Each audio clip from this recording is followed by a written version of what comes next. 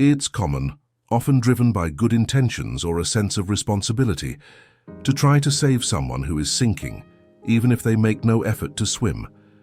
But what does Stoicism teach us? That we must act with rationality and balance, helping only when it doesn't compromise our own peace. Because in the end, no one can be saved unless they are willing to save themselves. Today we're going to talk about something essential for your peace of mind: 7 traits of toxic people you should never help. Yes, Stoicism teaches us to be compassionate, but also to recognize our limits and protect our mental health. So if you want to overcome these vices and preserve your energy, this video is for you. If you enjoy this kind of content and want to learn more about how to apply Stoicism and other practical philosophies in your life, take a moment to subscribe to the channel. Here you'll find reflections and strategies for tackling everyday challenges, more consciously and with balance. Stay until the end, because here you won't just learn how to identify these people. We'll deeply explore why they behave this way, how it can negatively impact your life, and most importantly, what you can do to break free from this emotional trap. Each point covered here is rooted in Stoic wisdom, which teaches us to focus on what is within our control and avoid being a hostage to circumstances or the behavior of others. Throughout this video, you'll learn how to spot signs of toxicity, avoid being emotionally manipulated, and most importantly, strengthen your Stoic mindset to handle these situations without carrying burdens that aren't yours. So, if you want to be stronger, more rational, and live a life with purpose, stick with me until the end. Now, without further ado, let's dive into the Stoic teachings. First, through a brief story, and then by learning how to say no to those who truly don't want to be helped. In a small, peaceful town lived John, a person well known for his generosity and willingness to help others. John always believed his mission was to lend a hand to anyone in need, regardless of who they were. However, this kindness often left him drained and frustrated. One day, John met Peter, an old childhood friend going through financial difficulties. Peter, however, had a complicated history. He was irresponsible with money, frequently blamed others for his problems, and never made an effort to change. Even so, John felt compelled to help. He lent Peter money, listened to his complaints, and tried to guide him. But to his surprise, Peter kept making the same mistakes and, worse, began demanding more help. Meanwhile, Mary, another close friend of John, was also facing challenges. She was unemployed, but unlike Peter, she showed determination to improve her situation. She studied daily, sought new opportunities, and humbly accepted advice. John also helped Mary, but he felt something different. With her, his help made a difference. There was progress and gratitude. That's when John started noticing a pattern. Some people weren't truly interested in improving their lives. They just wanted someone to carry their burdens. This behavior began to weigh on him. John felt his energy was being drained by people like Peter while he was neglecting those who genuinely needed help. One day, John came across a book about Stoicism, a philosophy that emphasizes focusing on what is within our control and letting go of what we cannot change. One phrase stood out to him: "You cannot change others, only yourself and your reactions." John reflected deeply on this idea. He realized that by helping Peter repeatedly, without demanding any accountability, he was perpetuating toxic behavior. Peter didn't want to make an effort because he knew there would always be someone to save him. In contrast, Mary was a perfect example of how personal effort, combined with a little external help, could lead to great results. John decided to change his approach. He began carefully evaluating who he helped. People like Mary, who showed effort and a willingness to change, would receive his support. But those like Peter, who merely passed on their problems without seeking solutions, would no longer drain his energy. When Peter came back asking for help, John calmly explained that he could no longer carry his burdens. Peter became upset and accused John of not being a true friend. But this time, John didn't waver. He understood that helping indiscriminately was an unnecessary weight, something Stoicism teaches us to avoid. The change was liberating. John began to see how saying no to the right people brought more balance to his life. He could invest his time and energy in healthy relationships and in people who genuinely valued his help. This story serves as a powerful reminder for all of us. Sometimes, out of fear of seeming selfish, we help those who don't want to be helped, trapping ourselves in a cycle of frustration. Stoicism teaches us to be rational and balanced. Helping is important, but not at the cost of our inner peace. John learned this lesson the hard way, but he came out stronger and wiser. Now he lives with greater purpose, applying Stoic philosophy in his daily decisions and helping only where his support truly makes a difference. If you've ever felt like John, maybe it's time to reflect on the people you invest your energy in. Help those who are willing to help themselves and protect your peace. After all, as Stoicism teaches us, true wisdom lies in knowing where to place our focus and efforts. Now, let's move on to the traits of toxic people. Emotional manipulation. A subtle yet powerful weapon used by people who want to control your actions and thoughts. It doesn't appear obvious, but manifests as guilt, blackmail, and psychological games that can drain your energy and divert you from your goals. In Stoicism, we learn that we cannot change these people, but we can change how we deal with them. Imagine the following situation. You have a colleague, Mark, who always asks for your help to solve problems at work. At first, it seemed legitimate. He appeared grateful. But over time, you notice that Mark always comes up with excuses to avoid doing his part. Worse, when you try to refuse or suggest that he take responsibility, he throws phrases like, "I thought you were my friend," or "If I can't count on you, who else can I count on?" This is the essence of emotional manipulation, making you feel responsible for what isn't yours. So how do you deal with it? The first step is recognizing what's happening. When someone uses guilt or emotional blackmail to influence you, that's a clear sign of manipulation.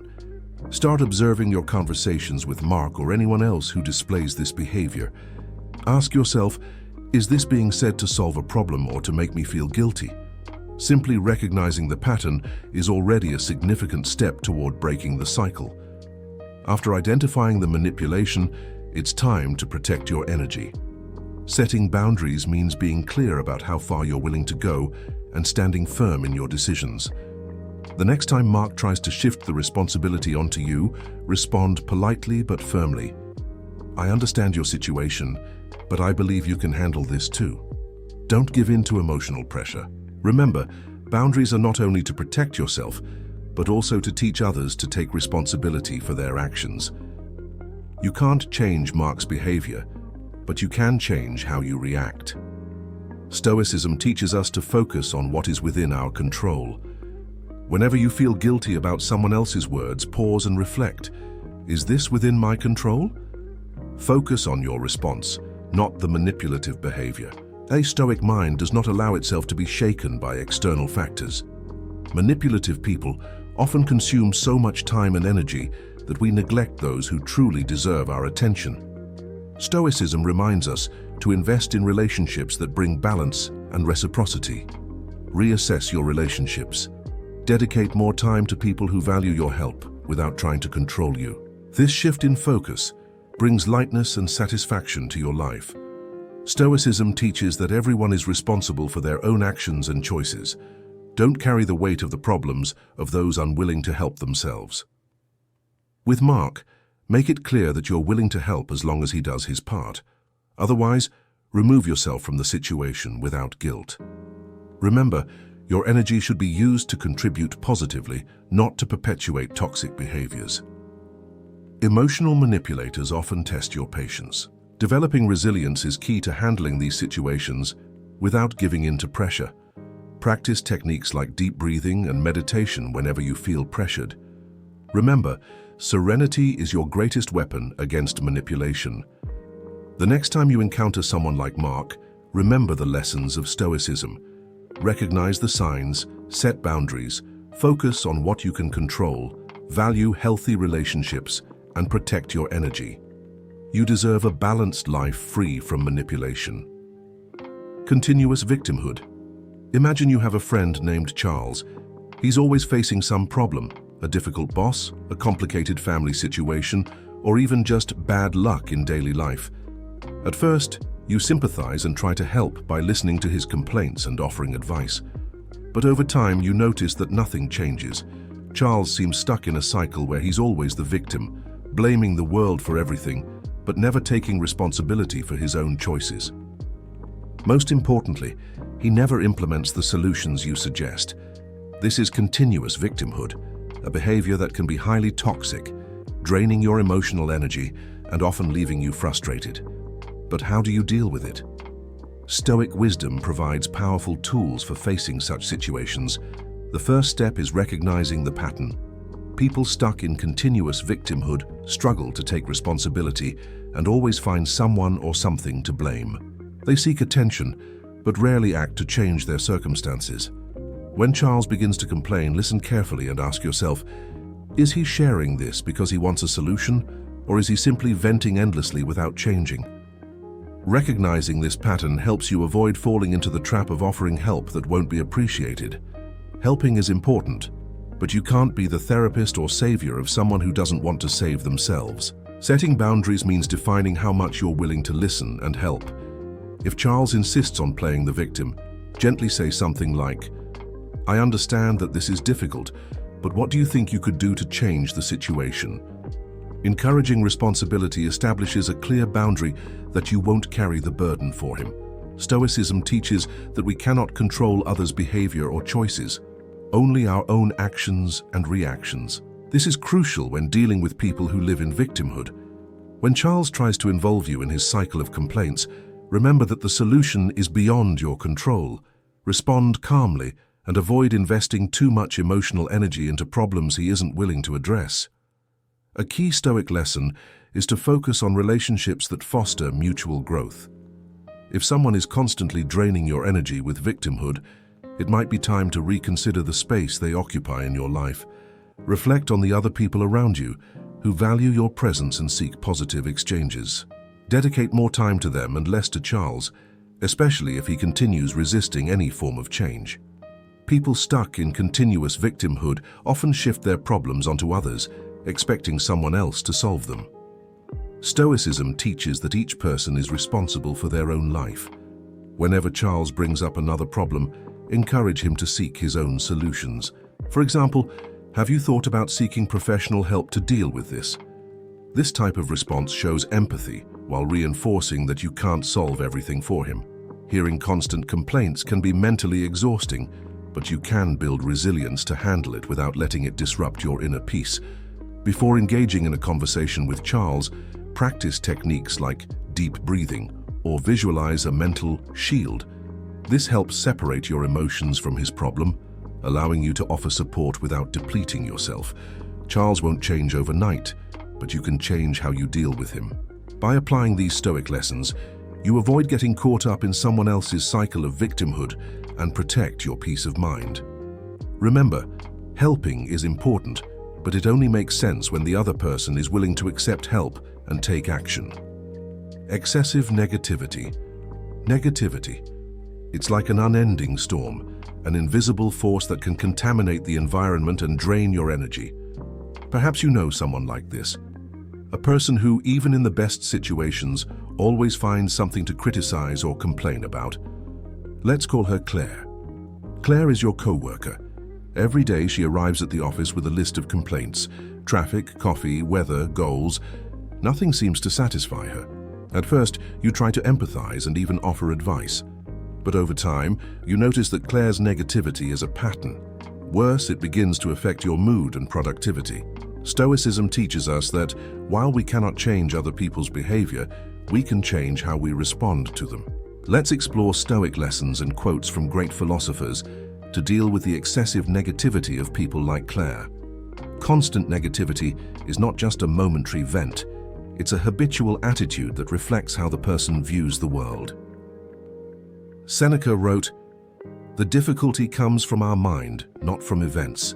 Observe Claire without judgment and ask yourself, is this complaint focused on something that can be resolved, or is it just a habit of dissatisfaction? Recognizing the pattern helps you avoid internalizing her negativity. Claire might try to pull you into her spiral of negativity. Setting boundaries means protecting your peace without being rude. Epictetus reminds us, remember, it's not what happens to you, but how you react that matters. When Claire starts complaining, redirect the conversation gently but firmly. I understand that this is frustrating. What do you think could be done to improve it?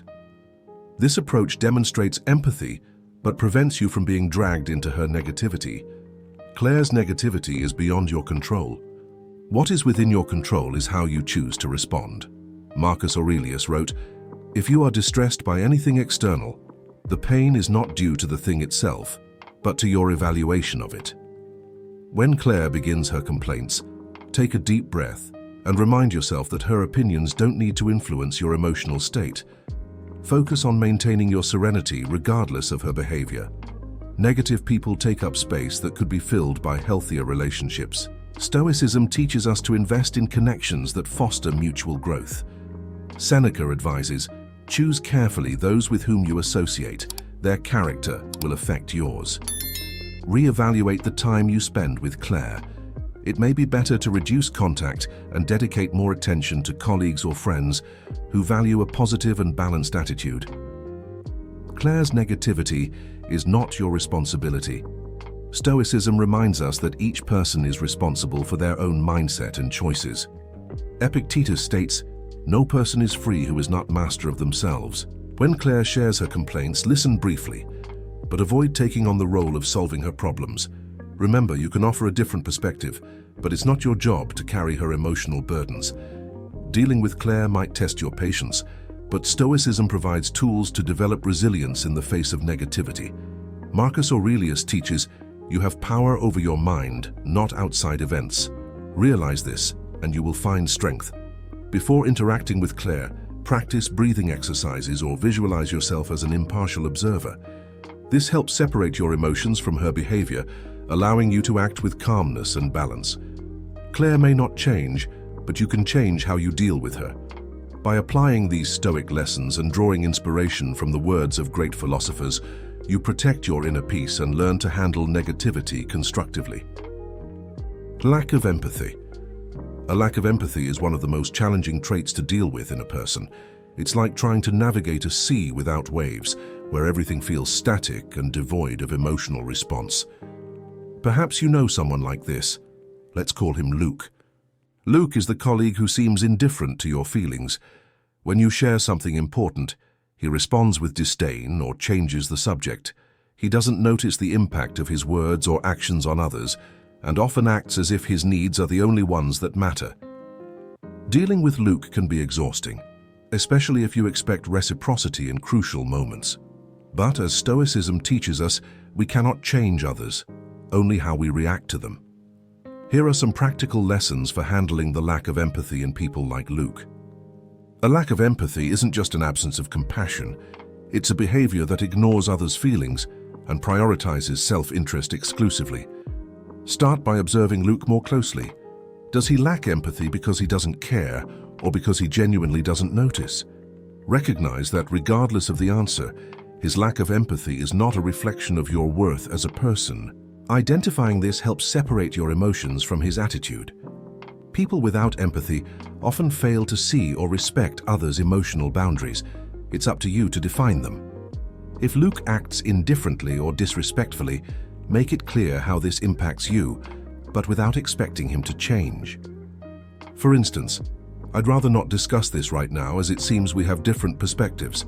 This protects your emotional energy without unnecessary conflict. Stoicism teaches that we have no control over Luke's actions, only over how we respond to them. When Luke dismisses your feelings or shows no interest, avoid frustrating yourself by trying to change him.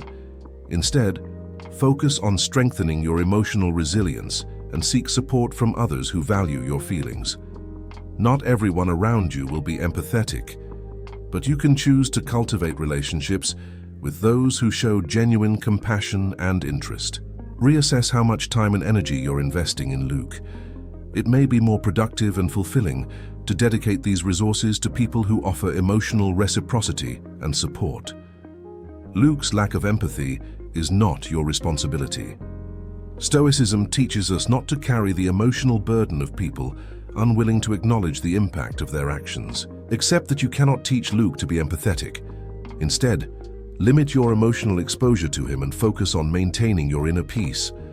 When necessary, Interact with him practically and objectively without expecting emotional depth. Dealing with people who lack empathy can be emotionally challenging, but Stoicism provides tools to develop resilience. Practice techniques like meditation and journaling to process your emotions. Reflect on situations with Luke, and remember that his indifference is not a reflection of who you are. Luke may not change, and that is beyond your control.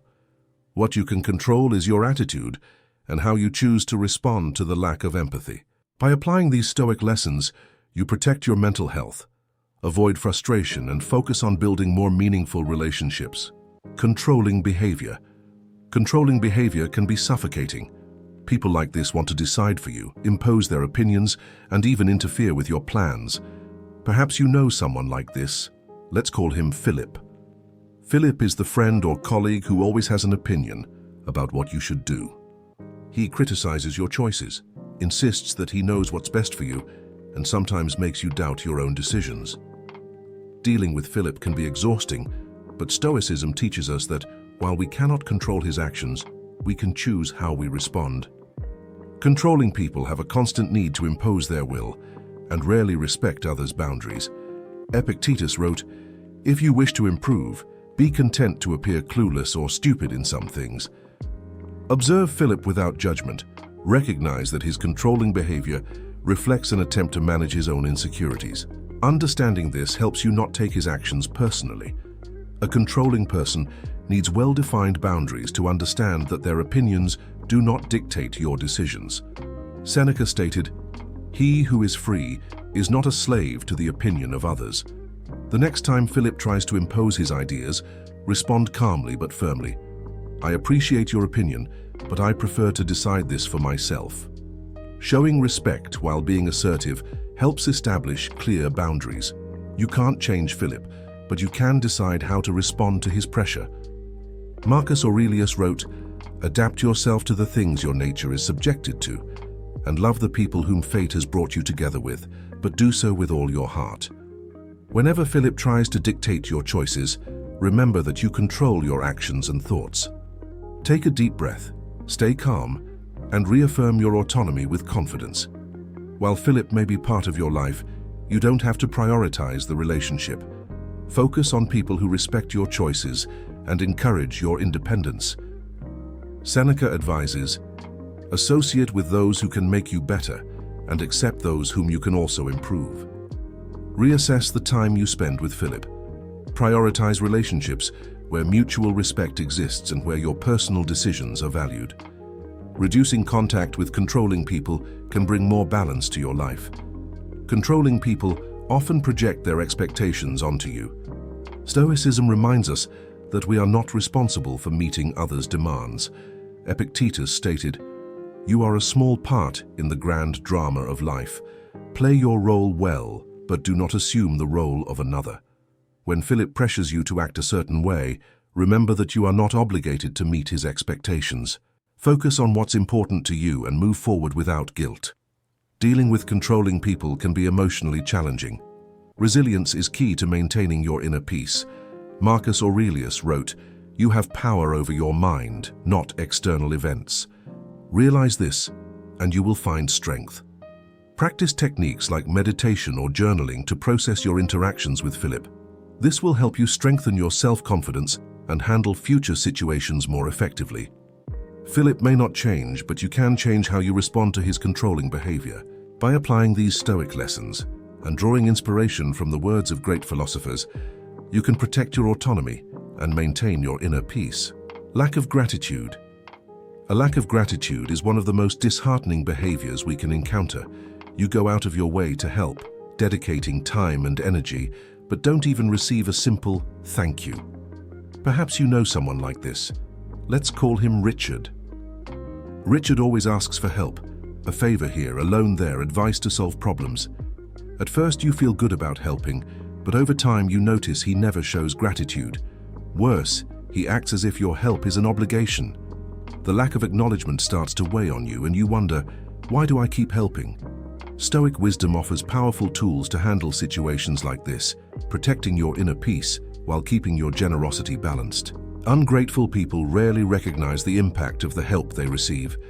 For them, everything seems like an entitlement rather than a favor. Epictetus wrote, "Circumstances do not shape the man, they reveal him." Observe how Richard reacts to receiving help. Recognize that his lack of gratitude says more about him than the value of what you did. This helps avoid unnecessary frustration. A lack of gratitude can lead to feelings of exploitation. Setting boundaries prevents you from feeling overwhelmed by constant demands. Marcus Aurelius teaches us, be strict with yourself and tolerant with others. If Richard continues asking for help without showing appreciation, calmly say, "I'm happy to help, but I need this collaboration to be valued." This shows self-respect while giving him space to reflect. Stoicism reminds us that Richard's gratitude is beyond our control. What we can control is our attitude toward the situation. Seneca stated, "He who does good should forget it immediately. He who receives it should never forget it." Adopt an altruistic mindset. Help without expecting anything in return. This reduces frustration when gratitude doesn't come. However, it's also important to recognize when your help is being taken for granted. Stoicism encourages us to invest energy in relationships that bring growth and mutual balance. Marcus Aurelius wrote, "Love only what happens to you and let that be enough." Reassess your relationship with Richard. Dedicate more time to people who show appreciation and reciprocity, as these relationships enrich your emotional life. Richard's ingratitude is not your responsibility. Stoicism teaches us to let go of burdens that aren't ours to carry. Epictetus advises, "Do not seek for events to happen as you wish, but wish for events to happen as they do, and your life will be serene." If you realize Richard doesn't value your help, avoid bearing the weight of his expectations. Help with what you can, but without compromising your inner peace. Dealing with ungrateful people can be challenging, but developing resilience is essential to protecting your emotional health. Marcus Aurelius wrote, "The mind adapts and transforms any obstacle into its own activity." Practice reflection and journaling to process your interactions with Richard. Strengthen your self-confidence by reminding yourself that your generosity has value, regardless of how others acknowledge it. Richard may not change, but you can change how you handle his ingratitude. By applying these Stoic lessons and reflecting on the words of great philosophers, you can continue being generous but with balance and purpose. Passive-aggressive behavior. Passive-aggressive behavior is an indirect way of expressing dissatisfaction, anger, or resentment. It manifests in sarcastic comments, prolonged silences, or even subtle actions that show disguised resistance. Perhaps you know someone like this. Let's call her Paula. Paula never confronts issues directly, but you sense something is wrong. When you ask for help on a project, she agrees, but does it reluctantly. When you try to talk, she responds with phrases like, "It's fine, whatever you think," dripping with sarcasm. This type of behavior can be confusing and draining, but Stoicism offers tools to understand and deal with people like Paula without losing your inner peace. Let's explore Stoic lessons and words from great philosophers to handle this situation. Passive-aggressive behavior is rarely direct, but can be identified by patterns like constant sarcasm, intentional delays, or hidden resistance. Seneca wrote, "Every man prefers to believe what he wishes rather than what is true." When Paula acts passive-aggressively, recognize the pattern without reacting emotionally. Understand that this attitude often reflects her own internal conflicts rather than something personal against you. Stoicism values clarity and rationality. Confronting passive-aggressiveness calmly and directly can help clear up misunderstandings. Epictetus stated, "First, say to yourself what you would be, then do what you have to do." Say to Paula something like, "I sense there's something you'd like to say. I'm open to listening." This invites open dialogue and minimizes room for evasive responses. You can't change Paula's attitude, but you can choose how to react to it. Marcus Aurelius wrote, "If you are distressed by anything external, the pain is not due to the thing itself, but to your evaluation of it." When Paula behaves passive-aggressively, Stay calm and avoid responding with irritation. Remember, you control your reactions, and your inner peace doesn't need to be affected by her behavior. Passive-aggressive people often test others' limits. It's essential to define how much you'll let their behavior affect you. Seneca advises, "He who suffers before it is necessary suffers more than is necessary." If Paula continues acting passive-aggressively, establish firm boundaries. For example, if there's something you'd like to discuss, I'd prefer we address it directly so we can resolve it together. This shows that you won't tolerate veiled interactions. Stoicism reminds us that each person is responsible for their actions and emotions. Don't carry the burden of Paula's behavior. Epictetus wrote, "People are not disturbed by things but by the views they take of them." When Paula behaves irritatingly or provocatively, remember that this says more about her than about you. Focus on protecting your tranquility and let her deal with her own emotions. Interacting with passive-aggressive people can be exhausting, but Stoicism teaches us to develop resilience to maintain our inner peace. Marcus Aurelius wrote, "The mind adapts and transforms any obstacle into its own activity."